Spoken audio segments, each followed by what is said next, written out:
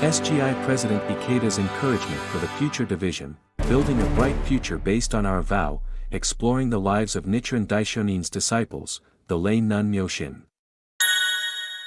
Winning through Daimoku at the crucial moment.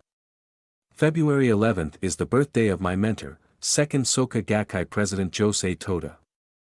This year, 2020, marks the 120th anniversary of his birth. Mr. Toda faced many struggles in his youth. He tried hard to keep studying while working full-time. When he was 16, around the age of many of you, my young friends, he fell ill and had to recuperate at home for several months. Although frustrated by this setback, the young Mr. Toda, who grew up in the cold climes of Hokkaido in northern Japan, wrote this poem. Never forgetting the word success, cherry blossoms. This short verse expresses his spirit of never being defeated. The cherry trees endure the long winter. Weather blizzards, to bloom in the spring. I may be sick now, but I will definitely overcome this and make the blossoms of victory flower. Some of you may be battling illness, or perhaps one of your parents or a family member is. I know it's tough, but please don't become discouraged. Nichiren Daishonin writes, Myo, of Myoho, the mystic law, means to revive. Every day, I am chanting Nam-myoho Renge-kyo earnestly for each of you.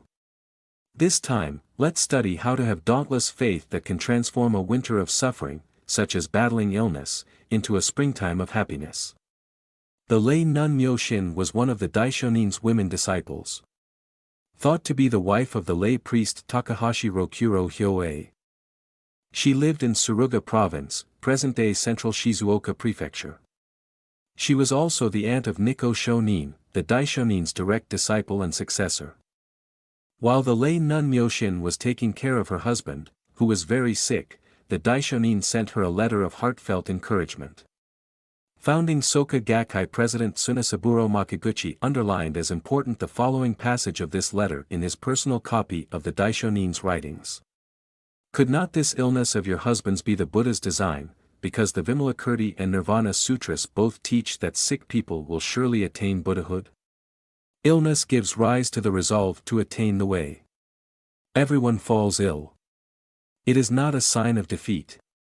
In fact, Nichiren Buddhism enables us to use the experience of illness to become stronger, deeper, and wiser people. The Daishonin calls illness the Buddha's design. What he means by this is that experiencing ill health motivates us to reflect deeply on ourselves and to stand up resolutely in faith. That is why he says, illness gives rise to the resolve to attain the way.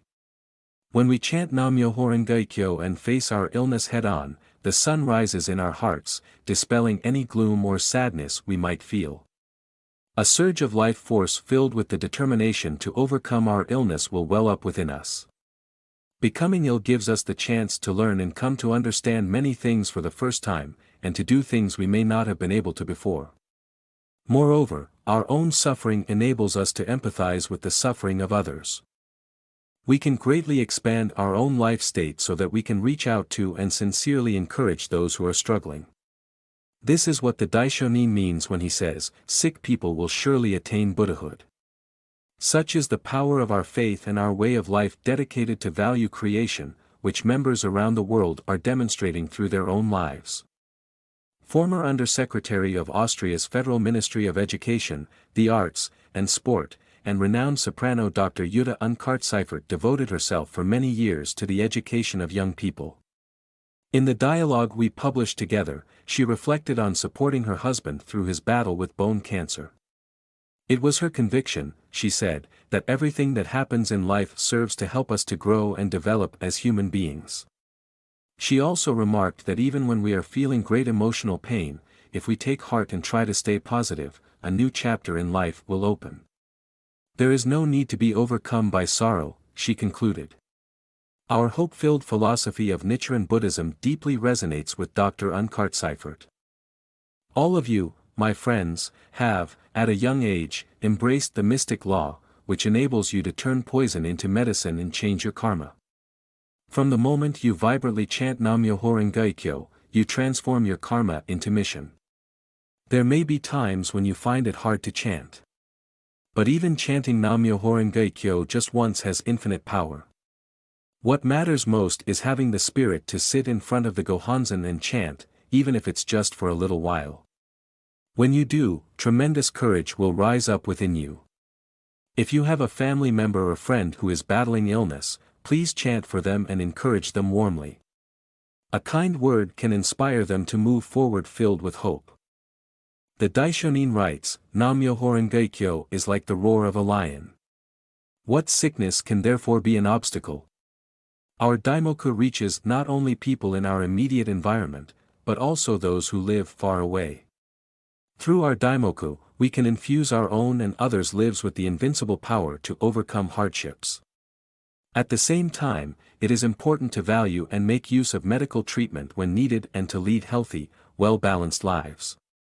This is the wisdom of Nichiren Buddhism. Over the course of our lives, we are bound to encounter unexpected challenges, such as illness or accidents.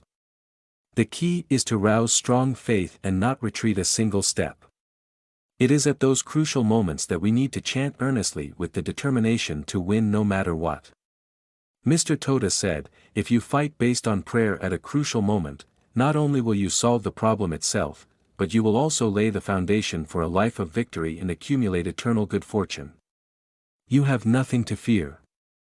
With the lion's roar of Nam-myoho-renge-kyo, make the cherry blossoms of youthful victory bloom splendidly where you are now.